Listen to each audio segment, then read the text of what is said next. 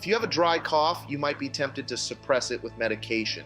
But is that really the best approach? According to Dr. Berg, coughing is actually one of your body's natural defense mechanisms. So what's causing your cough? It could be allergies, low humidity, even a vitamin deficiency. But here's something most people don't realize. There's a simple, natural way to fix it, and it works for both dry and mucous coughs. Stay tuned, because Dr. Berg is going to show you exactly what to do.